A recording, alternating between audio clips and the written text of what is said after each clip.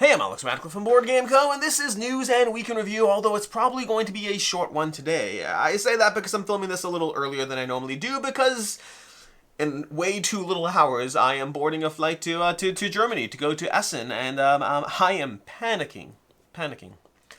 There's things to do. I gotta pack, make sure I have my passport, all that stuff. It'll be fine. It'll be fine.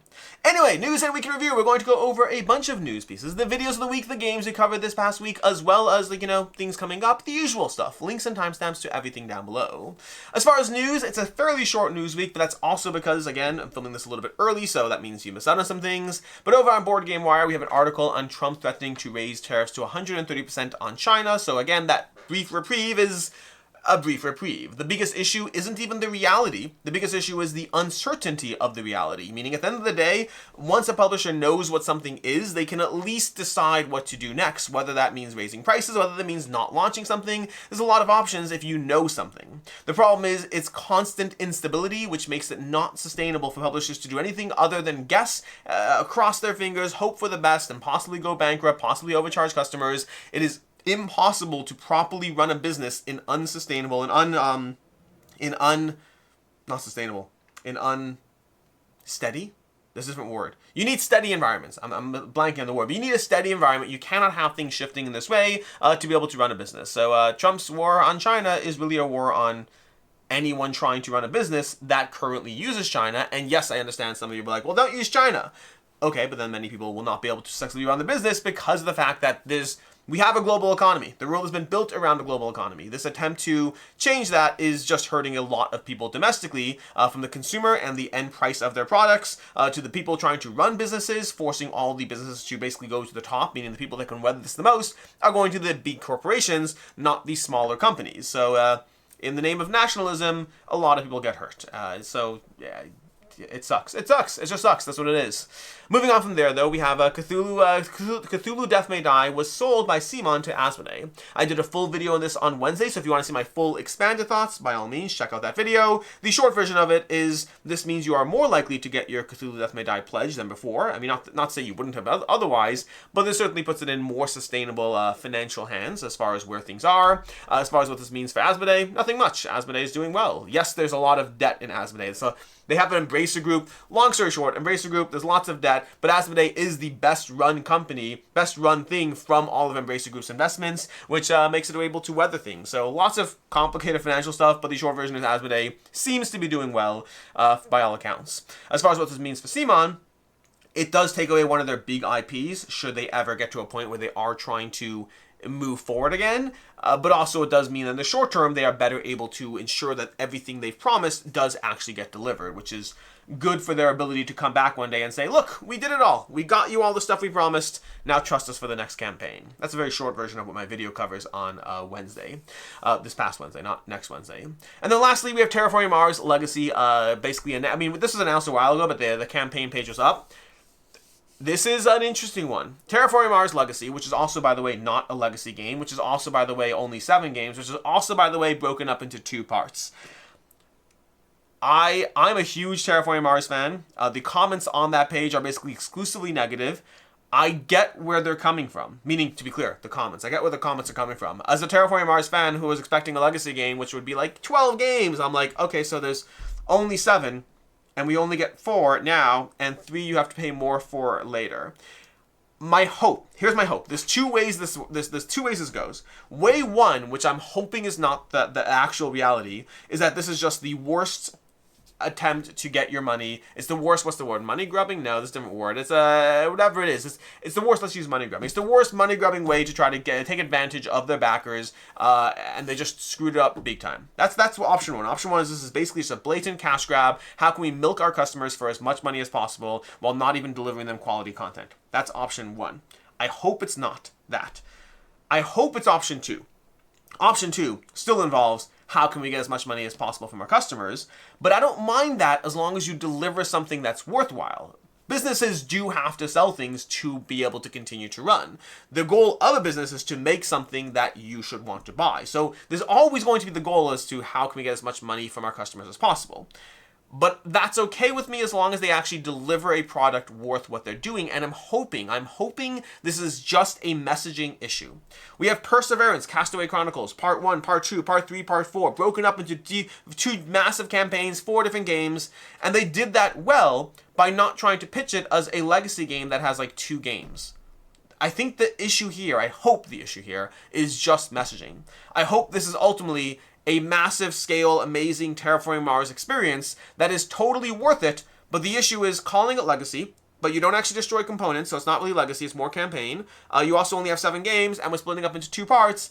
I'm hoping this is just a messaging issue. We will find out. Will I probably get it no matter what? Probably. I'm a Terraforming Mars fan, and like there are some games I'm willing to be milked for, reluctantly. But obviously, if the experience is not good later, I change my mind. But so far, every time I've backed campaigns for Terraforming Mars, I've been happy with what I got. So as much as I don't love milking your customers, I've always been happy with what I got at the end of it, and I only stop backing when that's no longer true. So Terraforming Mars Legacy, it's announced, also with drama. So that's our news for the week. Which brings us to the videos this past week. The videos, we had a games added to collection going up on Sunday, a bunch of games being added, not so much. We had overall net negative that video. The end of year purge will definitely balance things a lot. We had 2 back and not to back, which is, I was very happy I was able to get it up. Again, with Essen week, I've been trying to do too much this week, and I was not confident I would get it up, but it's been so long, and I can't do it next week that I was like, you know what? I'm going to make it work. There's a lot of big campaigns. I wanted to talk about them, so I got a 2 back and not to back covering all the big campaigns, and now just make sure to subscribe to him on board because he's going to be putting out a bunch of reasons not to back all these $1 million campaigns. Definitely all of them. He's covering all of them. Then we have, Wednesday we had a video about CMON sale of Cthulhu May Die to Asmodee. And then lastly, on Friday, I want to say, we had 8 games if you like the board game Life. This is a series I do where I talk about, hey, if you like Catan, here's 8 games you like Catan. If you like Monopoly, here's 8 games if you like Monopoly. And I did 8 games if you like the game of Life. And there's some pretty good games in there too, by the way. But really, the game of Life was one of the games I very much enjoyed as a child, and these are all excellent next steps from there. As far as the games we covered this past week, we had a Wilderness preview and gameplay going up on the channel. I overall enjoyed it. The game felt very much prototypey, so like I definitely, that part's hard to gauge from. But the gameplay, it's an older game. I'm not in love with it. I'd say I'd probably give it a, this is the tricky part. Based on the prototype, I'd give it a 3 out of 5, but final game would probably be a 3.5. It's just the prototype felt very prototypey, so it's hard to fully extrapolate the experience I had. But it's a fun game. It's a fun game of managing your resources, trying to move around the map. I would just rather play Quest for El Dorado. We have Tranquility the Descent. I did a review for Tranquility the Descent. I overall enjoyed it. I actually enjoyed the solo mode more than I enjoyed the cooperative mode, but I did enjoy the puzzle. Plus, Tranquility is a game that I get most of my plays in solo anyway, so that works for me. We had a preview for Raas the Dance of Love. This was a sponsored preview. I hope to do an unsponsored gameplay at some point. They basically sponsored a preview, but I played the prototype a long time ago, and I liked the game enough that I kind of just want to do a gameplay on the channel. So, depending on how things go post-Essen, if I have enough time, I will hopefully be covering Raas the Dance of Love. That's why it's on the table here. We'll talk more about that soon. We have Lord of Loot. A preview went up for Lord of Loot. I didn't play this one, so I can't give you my thoughts on that. We had a sponsored Honors End playthrough. I did a unsponsored solo playthrough, a review, and then they asked to sponsor a playthrough as well for a full 3-player playthrough, so that went up on the channel if you want to see that. Overall, I'm still enjoying Honors End. The sponsored playthrough was after the review, but I'm continuing to enjoy it, so that, you know, it's still enjoyable where it is right now, which is a good sign so far. I give it a 4.5. I'm hopeful maybe it can get higher, but honestly, I think it's probably, based on playing it more, unless there's drastic changes, I think it's probably going to settle in nicely at a 4.5 out of 5.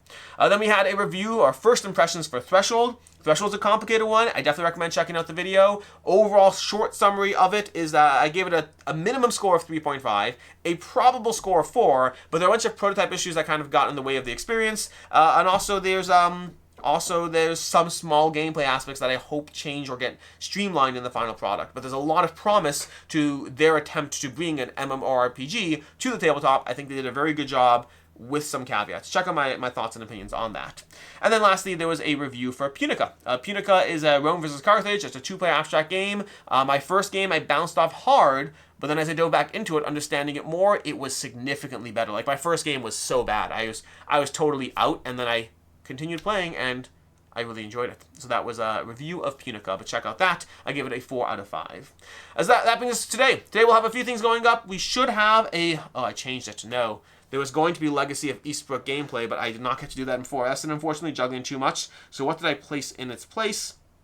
Oh, Grifoni. There's going to be a preview for Grifoni as well as a Arnak Twisted Paths expansion, I think, assuming I did a lot of moving around the schedule, so things may have changed. But a review for the Arnak Big Box and Twisted Paths should hopefully be going up today, as well as a preview for Grifoni Blades for Hire from Ludus Magnus Studios, launching next week. As far as next week, speaking of which, we'll have a gameplay for Grifoni if you want that. There's going to be upcoming crowdfunding campaigns at the end of next week. The caveat is I'm coming back from Essen. I'm going to be busy. I'm going to do what I can, but I hope to have upcoming crowdfunding campaigns at the end of the week. And then I have already filmed this one, so this one definitely will have, well, assuming I don't move things around, we'll have 10 games that will never leave the collection. I did this video 4 years ago. I did an updated one. Most of the games I picked are different, although I will say the 10 games I picked last time, 4 years ago, are still here, so never's a long time, but 4 years in, we're doing pretty good as far as those games. I picked 2 of the same, and the other 8 are new ones. Slight change in taste made me think that my top 10 least likely to leave the collection have slightly shifted. As far as the games on the table, we have a few. We have Storyfold Wildwoods, which I've already dove into. I did the tutorial, I did the first mission, I plan on playing the second mission when I get back from Essen, hopefully. All of these are when I get back from Essen, because again, I'm boarding and playing in like 6 hours. We have Raas, A Dance of Love. I hope to do a film playthrough when I get back. I'm going to try to get one before the campaign is over. If not, there's always Pledge Manager, but we'll see. It's an easy enough game to table. I just hope to get a film playthrough for you. We have Hood, Troubles in Sherwood. This will be launching soon, and I need to get it covered. I'm excited about it. It's an asymmetric game. Love the art from Phalanx. And then we have Children of the Colossi, which I've had for way too long. Was hoping to play before Essen. At this point, I'm hoping to play it after Essen. In any case, until next time, I'm Alex Radical from Board Game Co. I hope you have an excellent week, and as always, I hope you have a good one.